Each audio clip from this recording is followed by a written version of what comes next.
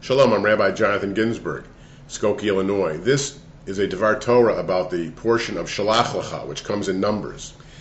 Shelach lecha is to send, and it's the story about 12 spies, one from each of the 12 tribes, being sent by Moses reluctantly to scout out the land of Israel a short time after the children of Israel left Egypt. And what happens there is that God had already promised that they would be able to conquer it, and so there really was no real point except to bring back good reports to the people.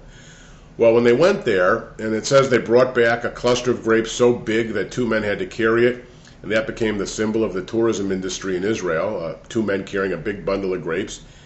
But 10 of the 12 spies came back with a very depressing, distressing report. They said there are giants there, and we were like grasshoppers in our own eyes, and we'll never be able to conquer it. Well, when the people heard that, and they had just been slaves a short time before, they became despondent and said, let's go back to Egypt. We'll never be able to conquer Israel, and we'll just die here in the wilderness. Well, 2 of the spies said, no, we can do it, Joshua and Kalev ben Yefuneh. And God, understandably, was distressed. He said, okay, here we go again. They don't even trust that I can do this after I got them out of Egypt. Well, and how can I endure this evil congregation is one of the words that God said. One of the ways in which we derive the number of 10 for a prayer quorum comes from that story. Even though it's a negative story, God said 10 associated with this congregation, and so one of the requirements for having Jewish prayer and reading Torah and certain prayers is to have 10 Jews, above 13. Of course, the Orthodox say they have to be males, and the rest of the Jewish people disagree with that.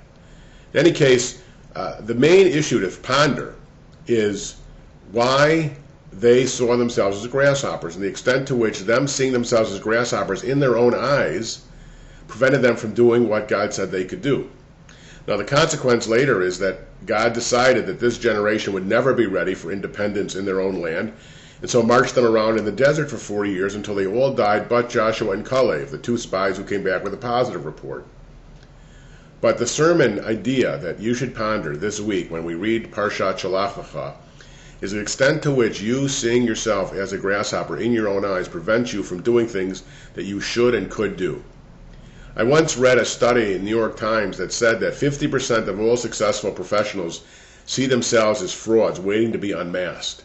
There must be a deep-seated sense among many people that we're grasshoppers in our own eyes. It's a very powerful, interesting sentence from this week's Torah portion, and it shouldn't be an impediment and a barrier to a successful and thriving life.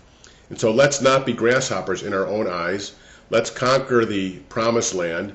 God gave us the courage, the inspiration, and the sense that we can do it. So why not do it? We don't need to be grasshoppers in our own eyes.